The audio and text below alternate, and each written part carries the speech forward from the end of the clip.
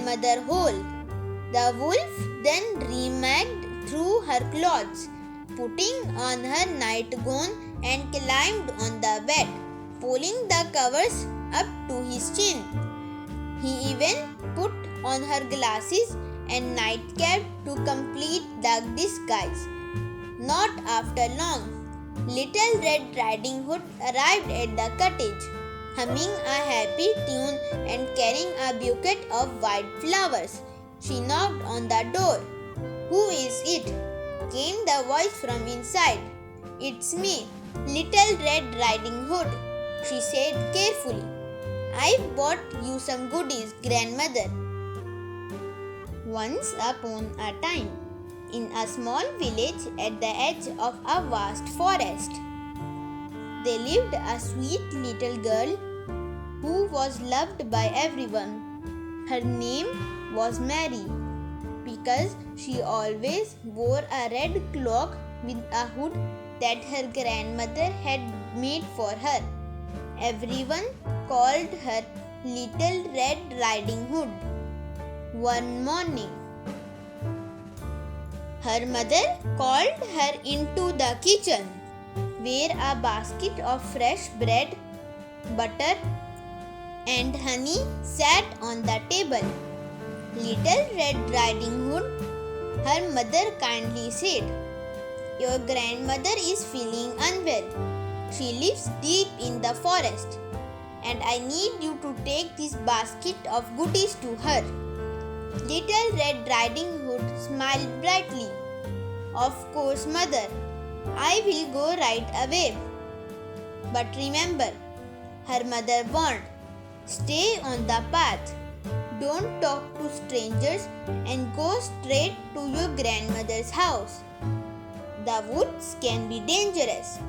Little Red Riding Hood nodded eagerly.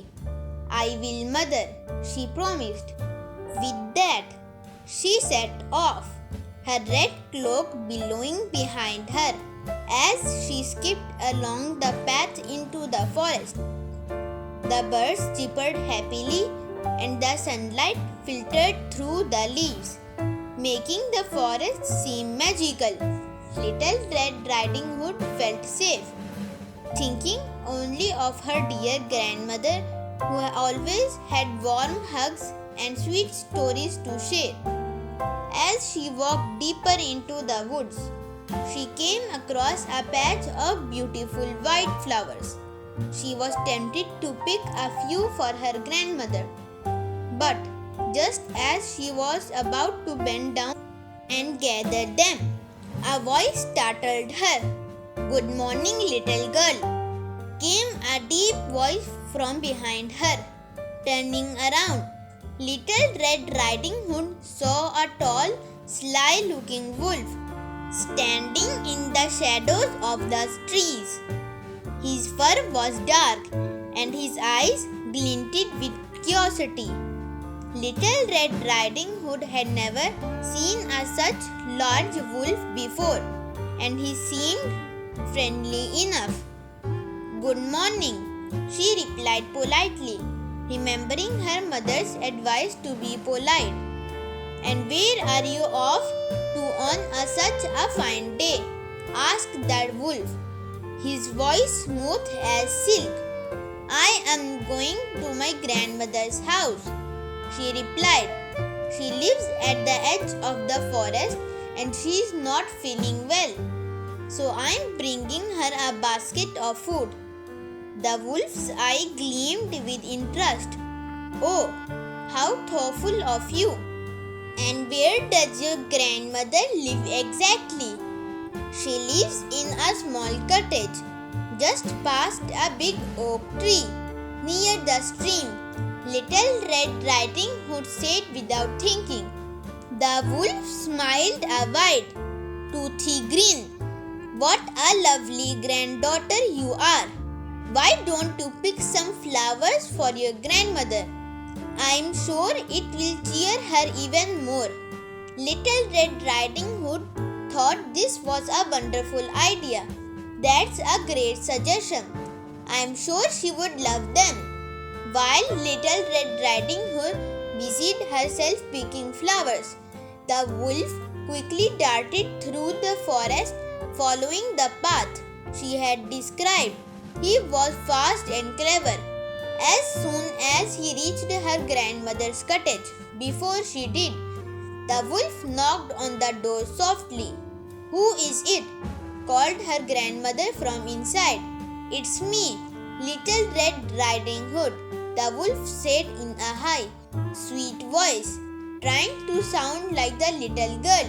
"Come in, dear," grandmother said, thinking it was her granddaughter. The wolf slipped inside and immediately sprang towards the bed. In one swift move, he swallowed the poor grandmother whole. The wolf then remarked through her clothes, putting on her nightgown, and climbed on the bed, pulling the covers up to his chin. He even put on her glasses and nightcap to complete the disguise. Not after long, Little Red Riding Hood arrived at the cottage, humming a happy tune and carrying a bouquet of white flowers. She knocked on the door. "Who is it?" came the voice from inside. "It's me, Little Red Riding Hood," she said carefully. "I bought you some goodies, grandmother. Come in, my dear," the wolf replied, trying to sound like an old woman. Little Red Riding Hood entered the cottage and walked over to her grandmother's bed. But something seemed strange. The room was darker than usual, and her grandmother looked different. "Grandmother," she said hesitantly, "what big ears you have! All the better to hear you with, my dear," the wolf replied in his best grandmotherly voice. "Grandmother, what big eyes you have!" Little Red Riding Hood said, stepping closer. "All the better to see you, my dear," said the wolf, his eyes glinting hungry from behind the glasses. "And grandmother, what big hands you have! All the better to hug you with, my dear," said the wolf, holding out his large paws under the covers. "But grandmother," Little Red Riding Hood said, now very confused, "what big teeth you have! All the better to eat you with," the wolf roared, throwing off the gloves and leaping towards the Little Red Riding Hood. Terrified, she screamed to try to run, but the wolf was too quick. Just as he was about to pounce on her, the door burst open, and a woodcutter from the village came charging in with his axe. "Get away from her, you beast!" the woodcutter shouted. The wolf tried to flee, but the brave woodcutter struck him down, and the wolf was defeated. The woodcutter cut open the wolf's belly, and to everyone's relief, grandmother was still alive inside. She crawled out, shaken but unharmed. "Oh, my Little Red Riding Hood," grandmother cried, hugging her tightly. "You were so brave." Little Red Riding Hood hugged her mother back, tears in her eyes. "I am so sorry, grandmother.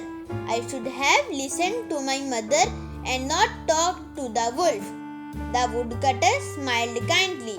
"You are safe now, and that's what matters." They all sat down to enjoy the treats Little Red Riding Hood had bought, and grandmother began to feel much better. From that day on, Little Red Riding Hood promised to always listen to her mother and stay on the path when traveling through the woods. The wolf was never seen again, and peace returned to the forest, and they all lived happily ever after. Moral of the story: always follow the advice of those who care for you. You can be cautious of strangers, no matter how friendly they seem. Please like, share, comment and subscribe for more interesting videos.